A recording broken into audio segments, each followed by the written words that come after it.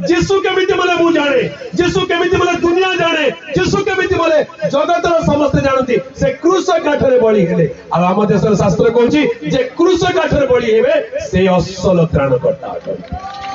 Hallelujah. अस्त्र धरिले त्राणकर्ता हेबे नाही। अस्त्र को माने धरंती आज्ञा जार निजर बळ नथिबो से आक अस्त्र धरि बुलुथिबो। डर जे डरुथिबो से अस्त्र धरिकी बुलुथिबो। जे मारिबा को चाहुथिबो से अस्त्र धरिबो। जे मारिबा को नुहे जे तारिबा को चाहुथिबो से केबे अस्त्र धरिबे नाही। जीशु केबे मारक अस्त्र धरिकी आसिले नाही, से तारक अस्त्र रे आसिले। अर्थात क्रूस उपरे आपणार प्राण देई अनेकंकर मुक्तिर मूल्य स्वरूपे प्रायश्चित साधन कले। हालेलुया। सेति में प्रभु यीशु ख्रीष्ट कहले मनुष्य पुत्र मनुष्य मानकर प्राण विनाश करबा को नुहे, मात्र अनेकंक मुक्तिर मूल्य स्वरूपे आपणार प्राण दान करबा पई आसीछ। हालेलुया। आम देशर शास्त्र रे त्राणकर्ता विषय लिखा अछि से आत्मदाह हेबे। आत्मदाह बोली कहले जे निजको दान करि देबे। मानव जातिर परित्राण पाई निज जीवन को प्रिय ज्ञान न करी जे निज को बलिदान कर देबे, दान कर देबे, सी असल प्राण करता। को अवतार को ठाकुर को महापुरुष निज प्राण को दान कर दैछन्ति जगत पई कहि दियंतु। केही नांती आके केवल जड़े मात्र। हालेलुया। से कहले एई मोर शरीर अनेकंकर पापर क्षमा पाई भंगा जायथा मोर शरीर। आउ से निज रक्त विषय कहले मानव जातिर पाप प्रायश्चित करबा पई तुम मानक पाप क्षमा निमंते पातित मोर रक्त। हालेलुया। मानव जातिर पाप प्रायश्चित करबा पई ताहंकर शरीर भंगा गला, ताहंकर रक्त झरा गला, से निज को बलिदान करि देले। से प्रभु से त्राणकर्ता से जीवन कर्ता जे तांको मानिबो जानिबो तार जीवन मुक्ति हेई जिवो, मोक्ष पाई जिवो। हालेलुया। जीशु को चिन्हिले जीशु को जानिले मुक्ति पाई। अन्य माने कहले परित्राणाय साधुनां विनाशाय च दुष्कृतां धर्म संस्थापनार्थाय संभवामि युगे युगे।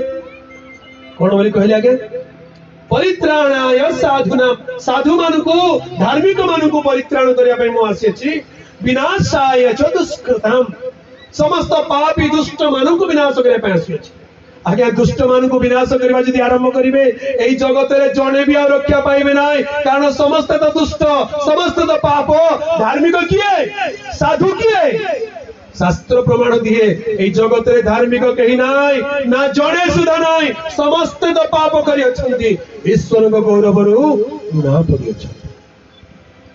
तेबे समस्त जदि पाप करि अछंती तेबे विनाशाय च दुष्कृतां बोली कहले समस्त पापी मान को मारि देबी बोली कहले जगत परित्राण पाइबो नाही, जगत नष्ट हेई जिवो, जगत विनष्ट हेई जिवो। तेबे जगत रक्षा किए करिवो?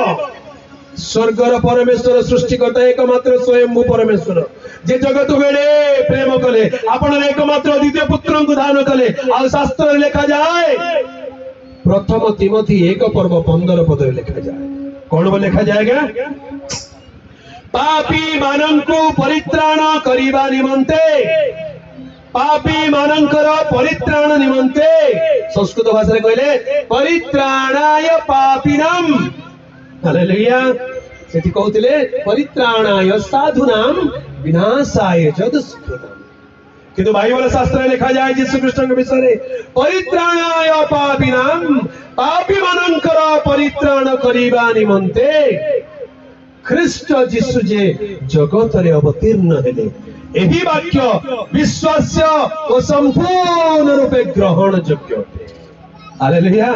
यीशु ख्रीष्ट कहीं के आसिले पापी मानन को परित्राण करिया पाई। एई जगत रे पापी बोली सुनिबा संगे संगे जगत घृणा करूची, पड़ोसी घृणा करूचंदी, सांग साथी घृणा करूचंदी, पापी को कहीं पसंद करंदी नाही।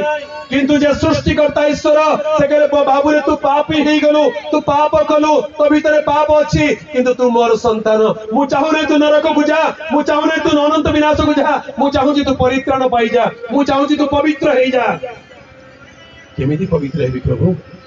तते पवित्र करिया पाए मु प्रायश्चित करिबे।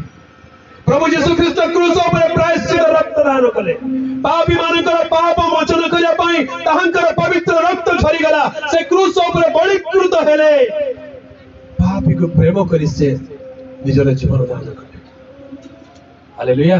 धार्मिक मानक पाई केही केबे प्राणदान करे नाही, मात्र आमे माने पापी थिबा समय सुधा से आम मानक निमंते आपण प्राणदान करियछन्ति।